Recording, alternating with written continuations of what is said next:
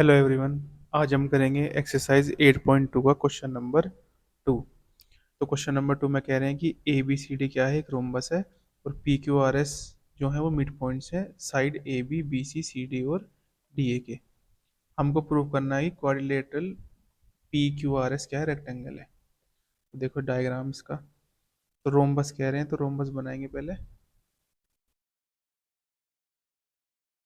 तो ये रोम्बस हो गया ए बी सी और डी।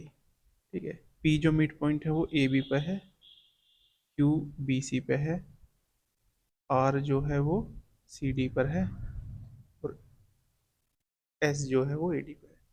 तो हमें ये प्रूव करना है कि पी क्यू आर एस क्या है, एक रेक्टेंगल है। तो इसको ज्वाइन कर लेंगे। तो ये जो क्वाड्रिलेटरल बना ना हमारा पी क्यू आर एस, इसको रेक्टेंगल प्रूव करना है। ठीक है। तो सबसे पहले क्या करेंगे, इसको करेंगे हम पी क्यू आर एस को पैरेललोग्राम प्रूव। और पैरेललोग्राम प्रूव करने के लिए हमें क्या करना पड़ेगा, ए सी को ज्वाइन करना पड़ेगा। ए सी को ज्वाइन करना पड़ेगा। तो सबसे पहले इसको करेंगे हम पैरेललोग्राम प्रूव। ठीक है। तो गिवन गिवन में क्या है कि in rhombus A B C D P Q R and S are mid points of A B B C C D and D A. To prove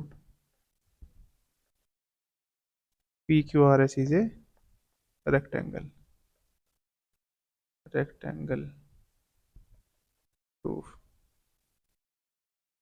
सबसे पहले इन ट्रायंगल, नीचे वाला ट्रायंगल लेंगे A B C.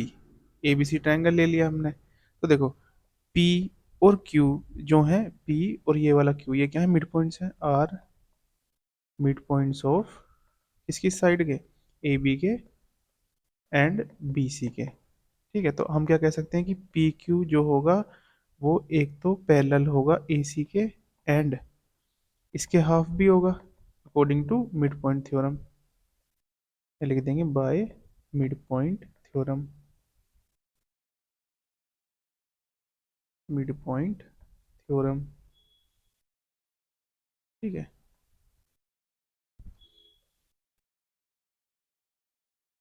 Mid point theorem. और इसको मान लेंगे one. क्या मान लेंगे इसको, वन। वन मान लिया। अब आ जाओ ऊपर वाले ट्रायंगल में। तो in triangle A C D. ठीक है। ए सी डी में देखो S and R are mid points of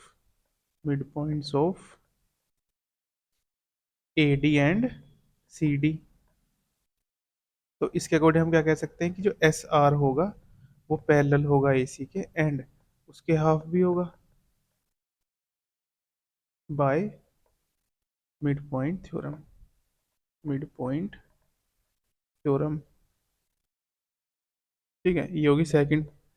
तो अगर हम सेकंड, फर्स्ट और सेकंड इक्वेशन को देखें from equation one and two, we get. तो देखो पी क्यू पैरेलल है एसी के और एस आर पैरेलल है एसी के। तो इसका मतलब पी क्यू और एस आर भी पैरेलल हो गए।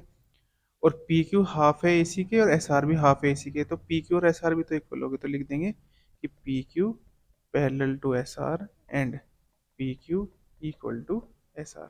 तो जब भी किसी क्वाड्रिलेटरल की one pair of opposite side parallel भी हो जाए और इक्वल भी हो जाए तो वो क्वाड्रिलेटरल क्या बन जाता है, पैरेललोग्राम। तो लिख देंगे therefore one pair of opposite sides of quadrilateral is parallel and equal, so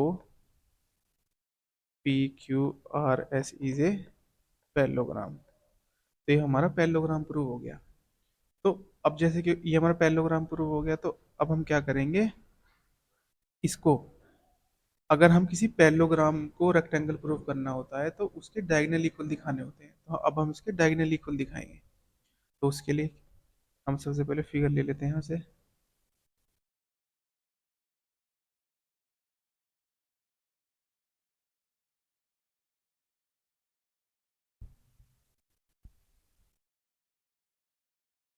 ठीक है। तो ये फिगर हो गई। अब इसका ये हटा देते हैं ए सी, उन्हें समझने में दिक्कत होगी। इसको ए सी को हटा दिया। ठीक।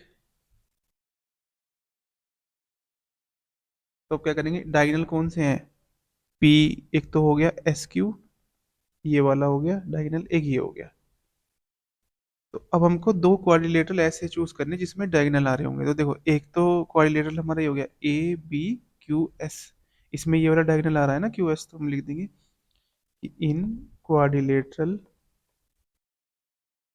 ए बी क्यू एस। ठीक है। तो इसमें देखो, जैसे कि हमारी ए डी जो है वो पैरेलल होगी बी सी के, क्यों, क्योंकि रोम्बस है भाई, रोम्बस की अपोजिट साइड जो होती है पैरेलल होती हैं। तो ए डी पैरेलल है किसके, या हम एक काम करेंगे सुनो, जो ए डी है वो पैरेलल है बी सी के, तो ए एस जो है वो भी बी क्यू के पैरेलल होगा, क्योंकि इसी में ही आ रहा है। तो हम लिख देंगे A S parallel to B Q. Reason क्या है इस पे, क्योंकि ए डी जो है वो पैरेलल है बी सी के। ठीक है।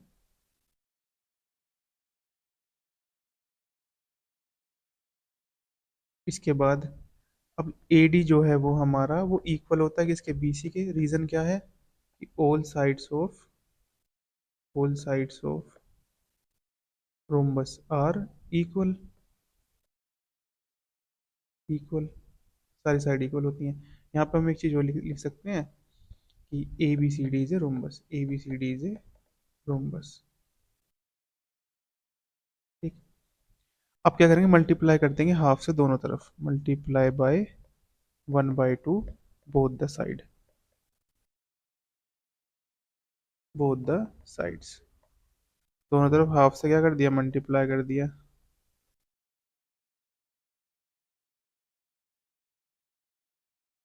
अब क्योंकि एस और क्यू हमारे मिड पॉइंट है, तो ए डी का आधा कितना हो गया, ए एस हो गया, और बी सी का आधा क्या हो गया, बी क्यू हो गया, क्योंकि भाई मिड पॉइंट है। ठीक है।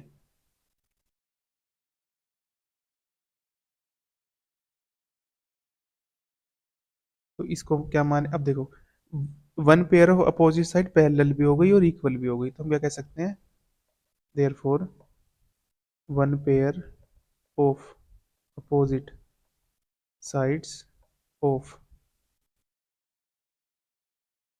quadrilateral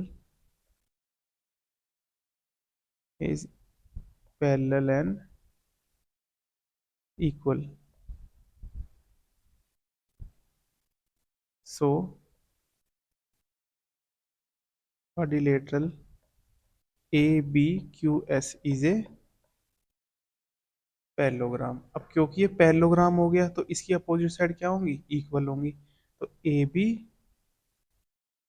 equal to S Q. Reason, opposite sides of parallelogram are equal.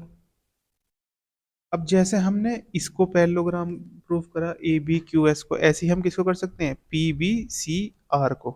किसको, पी बी सी आर, ये वाला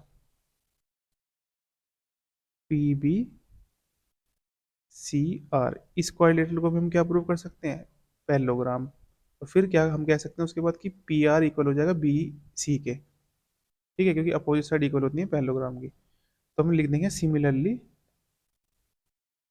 सिमिलरली कौन कौन सा, P B C R, quadrilateral P B C R is a parallelogram. तो उसके लिए उसमें क्या होगा फिर हमारा, पी आर इक्वल हो जाएगा बी सी के, या B C equal to P R. Reason, opposite sides of parallelogram are equal. ठीक है।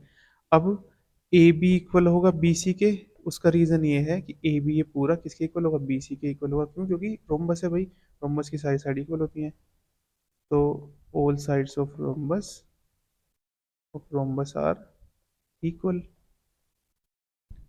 Are equal. अब ऊपर हमने कितनी इक्वेशन मानी थी, दो इक्वेशन मानी थी ना, तो ये हो गई थर्ड इक्वेशन हमारी, ये वाली, ये हो गई four equation.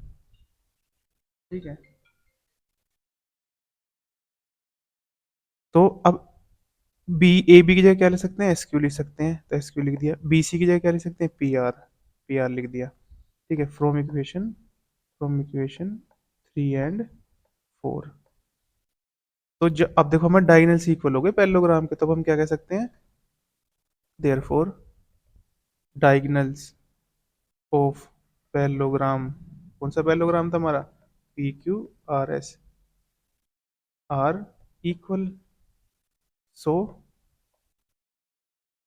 P Q R S is a, P Q R S is a rectangle. हमारा रेक्टेंगल प्रूव हो गया। ठीक है, हैंस प्रूव्ड। वीडियो हेल्पफुल लगी है तो हमारी वीडियो को लाइक करें, कमेंट करें, अपने फ्रेंड्स के साथ शेयर करें और हमारे चैनल को सब्सक्राइब करें। Thank you.